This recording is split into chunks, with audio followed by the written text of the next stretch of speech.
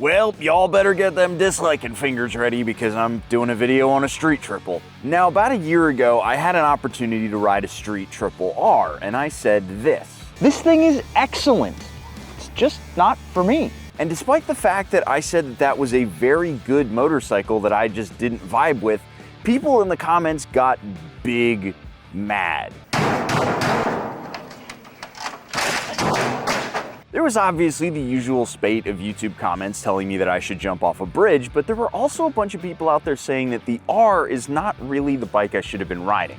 I should have been riding this, which is the RS. Now, when I saw this thing at AF1, I didn't just want to spend a day with it. I wanted to really get to know this thing and really see how my thoughts developed over the long term. So I actually ended up buying this as the next giveaway bike. And today what we're doing is my second impressions with the Street Triple. And this time we're taking a look at the RS and seeing if it really feels any different to the R. But you heard me right, this is the next giveaway bike. Okay, it's happening. Everybody stay calm. What's the procedure, everyone? What's the procedure? Stay calm! That's right, we're back at it again with the fine folks at Fan-O-Them, and this time we're giving away the 2022 Triumph Street Triple RS. Fan-O-Them is a veteran-owned company whose sole goal is to help creators make cooler content, and this is now the 5th bike we've given away in a year. With your help, we've been able to make some really cool videos on the channel, and I have a ton planned for this one, including one to see if I can fix the whole headlight situation. The giveaway is open now until January 29th at 11:59 p.m. Pacific Standard Time. All you have to do is click the link down below to get entered, and this time we've got a code that's exclusive to channel members and patrons that's good for 10x entries. As always, this is totally optional and you can get entered for free if you want, or you could just watch the videos if giveaways aren't your thing. Either way, I appreciate the support, and let's hit the road. Now, it's important to remember, folks, I don't hate the Street Triple. I don't think it's a bad motorcycle. In fact, I said multiple times throughout my Street Triple R video how much I thought that bike was a really, really good motorcycle. And the thing is, the Street Triple RS, it's like that, but bigger. So the bones are still phenomenal on this bike. It's also worth pointing out that in the intervening years since I did that video, I have become a much better rider. First of all, I am in a lot better shape, which means I'm more comfortable moving around on the motorcycle.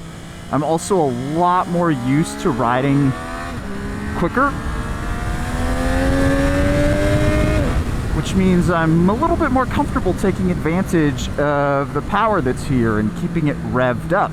Contrary to the R, the RS actually does have a little decent pile of power at the top to search for. Don't get me wrong, it's not this like big rush like you'd expect, and it does the V-twin thing where when it's done revving it just falls on its face, right? So let me see here.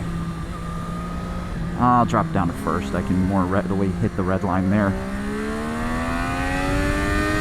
It's just kind of done, and there's no real warning that you're about to hit the red line. There's no like overrun or anything.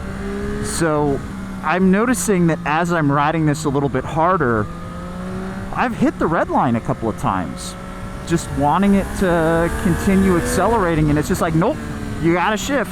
And sure, maybe there's like some lights on the dashboard, but first of all, I have this big pile of cameras and stuff on here, and second, I'm not looking at the dashboard, I'm looking that way.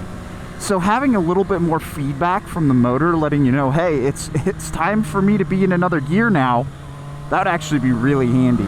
The actual package itself feels really nice. Like, it's super easy to ride and move around on. Like, you can tell this is a sport bike's ass end that I'm sitting on. Because the second I want to move over, it's so easy to get my butt from side to side. Like, whoop, and then whoop. I'm actually starting to realize that this motorcycle, if I want to test it, I really need to take it to COTA.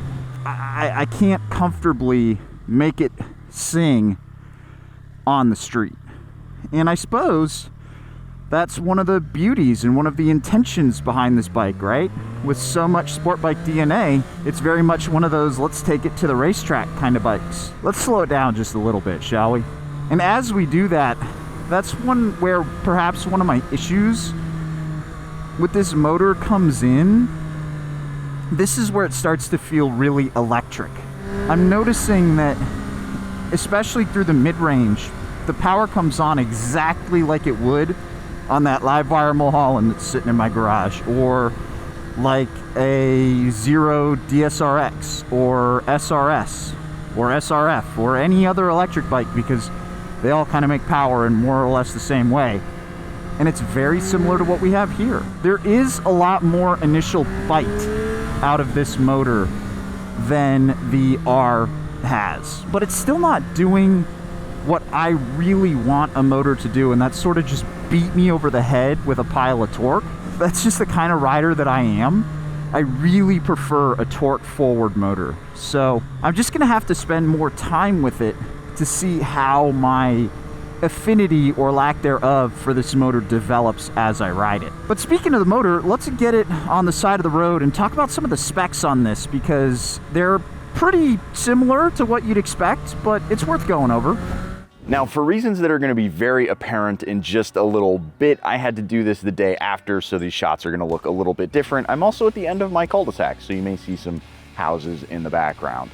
So first and foremost, this right here is a 2022 motorcycle, which means that it's making about 122 horsepower and 58 foot-pounds of torque versus the current model year, which is making 128 and 59, if I remember correctly. That's not a huge difference. I've specifically been talking to the folks at AF1 to make sure there aren't any huge differences between the RS from a couple of years ago and the one from today. And they're saying any differences are pretty minor. The biggest one obviously being those power differences. But then equipment-wise, we've got the Öhlins shock right there. We've got standard a fully adjustable front suspension, we've got Brembo brakes, and then we have the TFT dashboard right there. Compared to the other bikes in the category, this thing is pretty well equipped, and honestly, around a corner, it handles a lot better than most of the other bikes out there.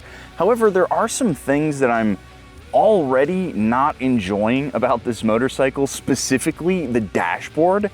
I really do not like the way that this dashboard is laid out. That's something that's kind of rare for me to call out with these modern TFTs. I just have not gotten to a point where I like what I'm seeing on this dashboard. Maybe that'll change as I get used to it, but I don't know, man. I've tried a couple of different layouts because you can swap between them, and I still haven't gotten one I like. Another thing you may notice if you look carefully is there is no cruise control on this motorcycle. This bike right here is what Triumph considers cruise control ready, which means that you can buy a cruise control switch and put it on this motorcycle, and I'm probably gonna end up doing that because let's be real, a $13,000 ride-by-wire motorcycle in the year of our Lord 2022 needed to come with cruise control. I don't get it. This is their premium middleweight naked bike and they couldn't put cruise control on it. Maybe they thought that was one of the differentiating features between this and the Speed Triple, but that's insane. Another thing I've noticed with highway riding is these handlebars are extremely buzzy. I think that these mirrors use a plastic mount and then a plastic encasing for the actual mirror themselves, and these weights here don't eat out enough vibration. These bars would actually really benefit from a nice big heavy weight sticking off the end like my Tuono, and then just some tall mirrors on stalks. I have been able to see more out of these mirrors than most other bikes, but I don't think that's worth the trade-off of an extremely buzzy handlebar. But what about some good stuff about this motorcycle while we're sitting here on the side of the road? I really enjoy how the package feels when you're sitting on it. It's not super comfortable long term, but when you're just riding around, it's actually super easy to chuck from side to side because of how narrow this tank is right here. It could really benefit from some tank grips right here, which unfortunately would cover up this awesome logo, but it really, I've slid forward and mashed my nuts into that tank right there a handful of times. But that's enough stuff on the side of the road. Let's get back on the bike. Now I've been riding this thing around just a little bit more, trying to get my thoughts in line about it, and I've developed definitely some more nuanced appreciation for this bike, because what I did was I forced myself to stop wanting this motor, or rather stop wishing that this motor behaved like, you know, one of my big V-twins, or I don't know, something else. I stopped wanting a triple to be anything other than a triple. Once I did that, and I started realizing just how electric bikey the middle of the power band is, I started to enjoy it a little bit more. And I know people are going to be upset with that because people don't like electric bikes, or Triumph cult members are going to be mad when I say that, you know, their beloved street triple rides like an electric bike, but it does. That's not a bad thing. I actually really enjoy the power delivery on electric bikes. There's a nice roll on, especially, let me gear up a bit here. So kind of lower down in the power band between 4 and 6, probably about 5,000-ish RPM. You know, there's a good little roll on right there. It starts to get really fun at about 6,000 RPM. Like if you can keep this motor right at 6 grand when you're riding around on the street, that's when you're going to be having the most fun. Yeah, I mean, that's fun. I dig that. I can get with that. I wish that it was a little bit lower, but again, I'm not trying to make a triple be a V-twin. Yeah, no, it's a good amount of power. Is it faster than my Tuono 660 though, I wonder? It certainly doesn't feel like it. And I actually have Whitney lined up to do a side-by-side between this and my Tuono 660, because I'm really interested to ride the two side by side and see where the differences really lie. But again, now that we're on some like properly wet roads and I have to dial it back, the bike becomes a lot less interesting, right? Once I'm out of that 6,000 RPM power band, once I'm out of that grunt, I'm just like, I wish it was a V-twin. That's what my brain immediately goes to. I will say these, I think these are the pilots that are on here, the tires that are on here. Shockingly good grip in the wet. Like stunningly good. This road is properly soggy. And let me dig into it a little bit more. Lean just a little bit. Get on the gas. Yep. I mean, the traction control's not fighting me. These tires just have really good grip in the wet. But now that I'm forced to slow down a little bit and ride the bike, you know, not how it's designed, like a standard street bike, I'm noticing a lot more of the flaws that I don't enjoy. Like the fact that these handlebars are just so buzzy. I mentioned it before, but holy cow. These be some of the buzziest bars I've ridden in a hot minute. This bike also definitely feels small to me. When I'm sitting on it, it definitely feels like I'm on a sport bike from the hips down, and that doesn't really make for a great street bike in my opinion. It's making me wonder, would I actually buy this, or now that I have, would I keep it? And the answer is probably not. Probably not.